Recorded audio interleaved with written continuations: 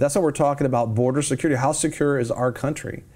And a president that stands up to make it secure is so important. So we have our president who signed an executive order, President Trump did, and it says the president's supposed to protect this, actually in our Constitution. That's his job to do. It says in there, protect the borders, and that he can choose any class of people he wants to say, right now we don't feel comfortable with you coming.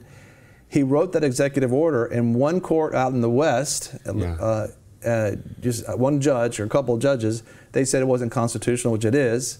And he put another executive order, and a judge in Hawaii stopping it. And these judges, let me tell you what these 2 or 3 judges are doing.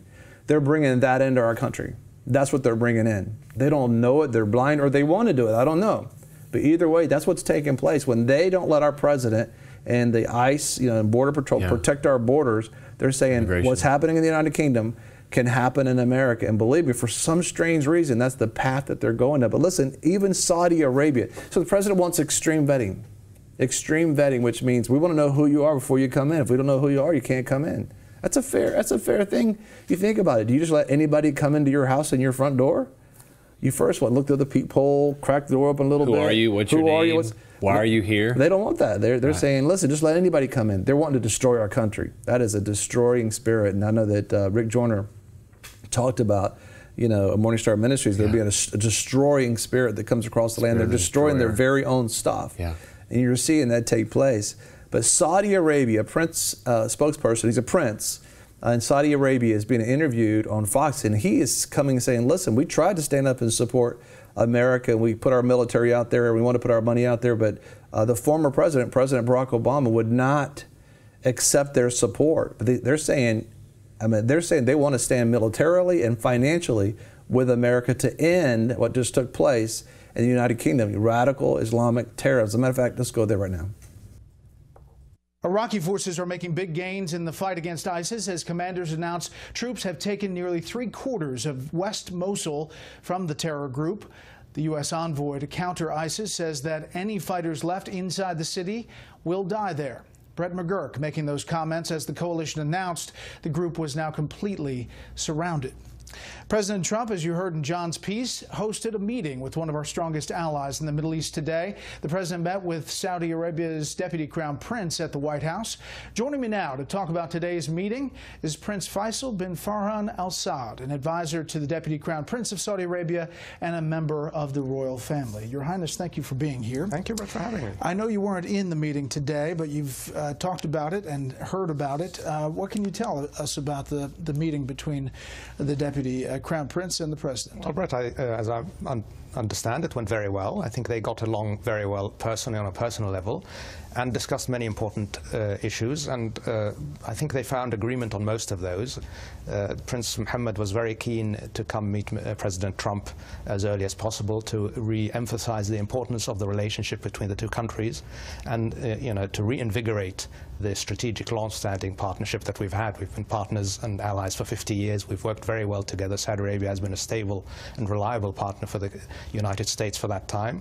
And I think Prince Mohammed was keen to make sure that we can move into the 21st century together in a very positive and mutually beneficial way. As you know, candidate Trump did not shy away from saying what had to be done with Gulf states, especially paying their fair share for protection or going after ISIS, something he reiterated after getting elected. Here he was in December talking about it.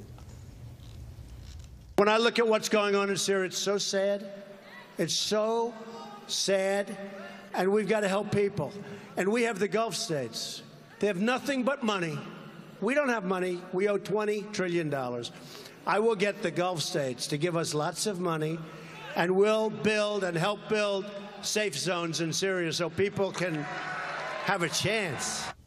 So what about that? Safe zones in Syria and you all helping to pay the bill? Yeah, well, Saudi Arabia has always been keen to play its role in the region and in partnership with the U.S., so I think we are more than ready to cooperate with the United States on countering ISIS in Syria, in Iraq, across the region, not just financially, but the Saudi government offered in the Obama administration's time to send its troops into Syria to fight ISIS. That was not met with enthusiasm by the Obama administration. I think that offer remains on the table, and I'm sure the Saudi government is more than ready to support the U.S. in eradicating ISIS.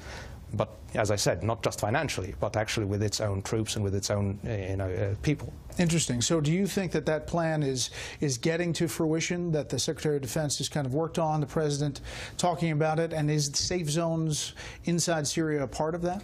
I mean, I don't know if safe zones specifically were discussed today, but I know that Saudi Arabia is very keen that the fight against ISIS doesn't just involve eradicating it today, but making sure that the ground that helps it come to fruition in Syria and in Iraq doesn't exist in the future. So we have to make sure that the people in Syria and the people in Iraq that are liberated from ISIS can live peacefully, can live in harmony, and that I think involves in Syria specifically protecting them from the Syrian regime and from its Iranian allies. This is so exciting. I mean, this story was hid for so long. This just happened. Yeah. This prince is a representative, and he's speaking on behalf of Saudi Arabia. And of course, the king, he just became king recently because the previous king had passed away. But they're saying we wanted to support America financially. We wanted to support the removal of ISIS and put our military troops behind that. So while you were out there fighting, as a Marine for us, that, of course, at that time you weren't under that president, but the fact is, while other Marines were fighting out there, they were holding back that kind of support. Yeah, they had the resources that they weren't accepting, and it's just, yeah, that's a horrible thing, because when we recognize the fact that our sons and daughters are over there, and we've got willing parties to say, hey, we're not only going to give you funding, we want to give you military to support and remove this terrorist acts. It's just, it's good to recognize that it's now being accepted, and it's now saying, hey, we received that invitation. And it's a Muslim nation. It's a Muslim nation saying, that, as a matter of fact, our president wants extreme vetting. Everybody wants. You want extreme vetting for somebody coming in your house, coming into your business. When you hire somebody, you make them fill out an application. Who are you? Do you have a work history? I mean, it's just normal stuff. Checking their resources. And especially when you're coming from another nation and people running around like they just did in the United Kingdom, stabbing and hitting people with cars, and reportedly shots being fired, and don't know who shot those shots, but understanding that just tragedy took place. We can't let people that want to hurt American people in. If they don't love our values, they don't love our country, then they don't need to be in our country. They need to be somewhere else. But let everybody come who wants to honor our values and not harm you and not hurt you. I mean, that's the way it should be. But so extreme vetting, we have people in the country and media talking about our president saying a negative thing about extreme vetting. Well, Saudi Arabia supports extreme vetting. They say they even do extreme vetting. Yeah. And they say it has nothing to do, and they believe the president when he said it has nothing to do about a Muslim ban. This is specifically about radical jihadist terrorism. As a matter of fact, take a look. As the U.S. deals with what the president calls extreme vetting and institutes this travel ban of 6 nations, primarily Muslim nations, that they've said, the administration says, has trouble with their visas over there coming here and is dangerous. You're not on that list, but your thoughts about this and what it means for the U.S. Well, the Trump administration has described it as a ban not directed against Muslims. I think the Saudi government takes them at their word. I think my understanding is Prince Mohammed did discuss the matter with the president today, and President Trump re-emphasized the fact that it was not directed at Muslims as a religion, but at countries in which the vetting procedure is just not there to allow for safely understanding who is coming to the U.S. and things like that. And look, Saudi Arabia has very stringent standards to who it allows into its country. So I think we understand completely where the president is coming from in that regard. And as long as he assures us and assures the world that it's not something directed at any one religion, I think it's fair enough for the U.S. to make sure that its security is protected. That's so important. He's saying very specifically, that's what you need to do to be able to protect your country. That's what we do in Saudi Arabia. We support the fact that he's doing it too. And you think about it. So you have a prince from Saudi Arabia who is a spokesperson for the king saying this is what we do in our country. We think it's not what they're saying. It's not a Muslim ban. It's against terrorism that's going on. And we think we support him in this, which means it's revealing all the lies that many people are saying. It's not true what they're saying. You have a president who's saying, I'm for the safety of you, for our neighbors, and to support our troops, and to seal our borders up, and to be in alliance with people who want to defeat radical jihadist terrorism, even if it's Saudi Arabia.